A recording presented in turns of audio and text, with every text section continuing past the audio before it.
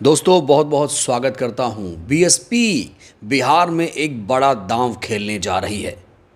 BSP के chief national coordinator Akash Anand Patna दौरे पर हैं। पूरी खबर हम विस्तार से आपको बताएंगे, लेकिन इस समय की सबसे बड़ी और सबसे ताज़ा खबर सामने आ रही है। मायावती जी ने अपने पुराने नेता, दिग्गज नेता को, 3 बड़े नेताओं को पार्टी से बाहर कर दिया है। साथ ही साथ बीजेपी राज में एक शर्मनाक तस्वीर सामने आई है। उस तस्वीर को देखकर मायावती जी ने एक तीखी प्रतिक्रिया दी है। क्या कुछ कहा है आपको हम विस्तार से बताएंगे, लेकिन सबसे पहले हम बात करेंगे उस खबर की जिसको लेकर बीएसपी में बहुत ज़्यादा हलचल मची हुई है। दोस्तों, इन दिनों बीएसपी चीफ मायावती जी अलग अलग मंडल के पदाधिकारियों के साथ मीटिंग कर रही हैं। संगठन को मजबूत करने को लेकर, नई रणनीति बनाने को लेकर लगातार चर्चा कर रही हैं। एक ऐसी ही मीटिंग लेने के दौरान बहन जी को एक ऐसी खबर पता चली, बहन जी को एक ऐसी शिकायत सुनने को मिली, जिसके बाद कहा जा रहा है कि बहन जी ने 3 कोऑर्डिनेटर को पार्टी से बाहर निकाल दिया। जी हाँ, बिल्कुल सही सुन रहे हैं आप। बहन जी ने 3 मंडल कोऑर्डिनेटर्स को पार्टी से बाहर निकाल दिया। ये 3 मंडल हैं आगरा, मिर्ज़ापुर और प्रयागराज। इस समय की सबसे बड़ी खबर सामने आ रही, जहां पर कहा जा रहा है कि पश्चिमी उत्तर प्रदेश के पुराने और दिग्गज नेता गोरेलाल जाटव, जी हाँ, गोरेलाल जाटव जी को पार्टी से निकाल दिया गया है, निष्कासित कर दिया गया है। इसके अलावा प्रयागराज के कोऑर्डिनेटर राजू गौतम जी को भी पार्टी से निकाल दिया है। वहीं मिर्ज़ापुर के कोऑर्डिनेटर अमरेंद्र भारती पर भी मायावती जी ने सख्त एक्शन लिया है। आखिर बहन जी ने इन 3 कोऑर्डिनेटर को पार्टी से क्यों निकाला होगा, ये सवाल आपके मन में आ रहा होगा। तो इन्होंने सबसे बड़ी गलती की आकाश आनंद के ससुर के यहाँ एक शादी में जाने की। कहा जा रहा है ये तीनों लोग आकाश आनंद के ससुर अशोक सिद्धार्थ के यहाँ शादी में शिरकत करने गए थे। जैसे ही इसकी जानकारी बहन जी को लगी, इन्होंने तुरंत इन तीनों पर सख्त एक्शन लेते हुए इन्हें पार्टी से निकाल दिया है। वहीं कहा यह भी जा रहा है अभी कुछ और नेताओं को पार्टी से बाहर का रास्ता दिखाया जा सकता है।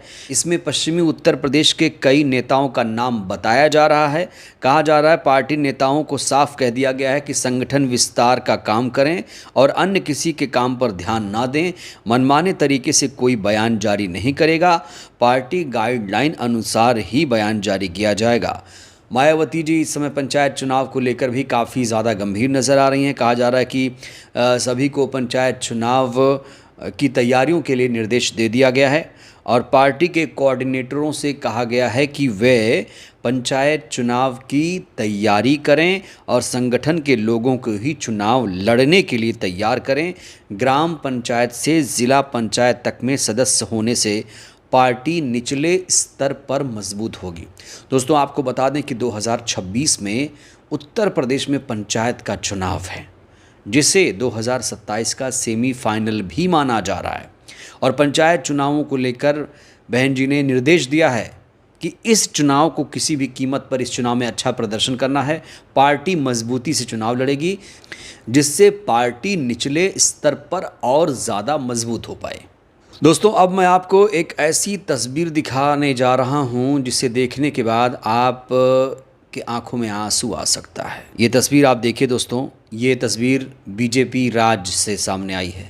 ओडिशा की ये तस्वीर मैं आपको दिखा रहा हूं। देखिए आप, ओडिशा में कहा जा रहा है हिंदू गौरक्षकों ने दलित व्यक्ति का आधा सिर मुंडाया और कुत्तों की तरह परेड कराई है। साथ ही साथ नाली का गंदा पानी पिलाया और उन्हें घास खाने पर मजबूर किया गया। दोस्तों, ये घोर अमानवीय, मानवता को शर्मसार कर देने वाली तस्वीर है।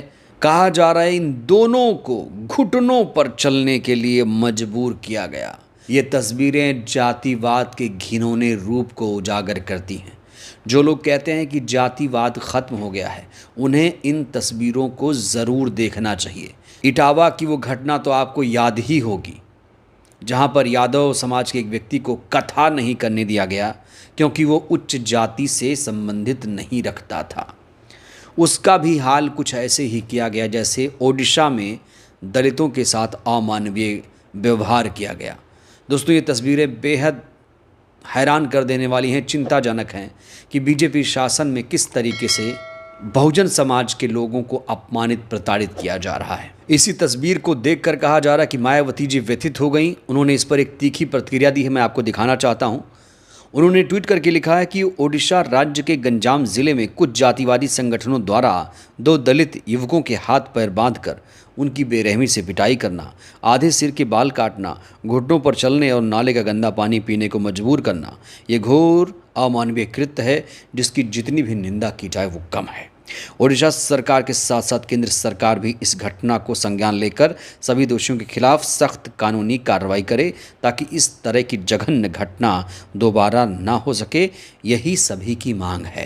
ये बड़ी डिमांड बीएसपी चीफ ने कर दी है। उन्होंने कहा है कि न सिर्फ ओडिशा की सरकार बल्कि जो केंद्र सरकार है, मोदी सरकार, वो भी इस मामले पर ध्यान दे कि जातिवाद कितना बढ़ रहा है। बीजेपी शासित राज्यों में जातिवाद कैसे बढ़ रहा है, कैसे जाति पूछकर लोगों को मारा जा रहा है, लोगों के साथ कैसे अत्याचार हो रहे हैं। तो इस तस्वीर को लेकर हर कोई अपने अपने तरीके से प्रतिक्रिया दे रहा है। मायावती जी कह रही हैं कि आरोपियों को गिरफ्तार किया जाए और उन्हें ऐसी सज़ा मिले जिससे दोबारा ऐसी घटना देखने को ना मिले। हालांकि लगातार इस तरह की घटनाएं देश भर के राज्यों से सामने आती हैं। वहीं अब बात करते हैं आकाश आनंद की। दोस्तों, इस हेडलाइन को सबसे पहले आप देखिए। बिहार में बीएसपी का बड़ा दांव, आकाश आनंद 26 जून से दौरे पर हैं। युवाओं और संगठन को जोड़ने की तैयारी की जा रही है। तो ये दौरा संगठन को मजबूती देने, युवाओं से जुड़ने और आगामी विधानसभा चुनाव की रणनीति को अंतिम रूप देने के मकसद से बेहद अहम माना जा रहा है। तो आकाश आनंद की पटना में एक बहुत बड़ी जनसभा है 26 तारीख को। ये तारीख आप लोग याद रखिएगा। और ना सिर्फ पटना बल्कि कहा जा रहा है कि गया, भागलपुर, पूर्णिया, मुजफ्फरपुर और सासाराम जैसे महत्वपूर्ण ज़िलों का आकाश आनंद दौरा भी कर सकते हैं। हर ज़िले में वह मंडलीय बैठकें करेंगे और स्थानीय नेताओं से चुनावी तैयारियों की समीक्षा करेंगे। साथ ही दलित और पिछड़े वर्ग के समुदायों से संवाद भी करेंगे। तो बिहार विधानसभा चुनाव में बीएसपी ने अपनी तैयारी शुरू कर दी है।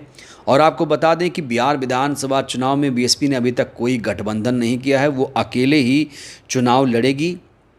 और कहा जा रहा है कि इस बार टिकट वितरण में पारदर्शिता बरती जाएगी। वफादार ज़मीनी कार्यकर्ताओं और कैडर से जुड़े लोगों को प्राथमिकता दी जाएगी। आकाश आनंद की यात्रा इसी प्रक्रिया का एक हिस्सा है।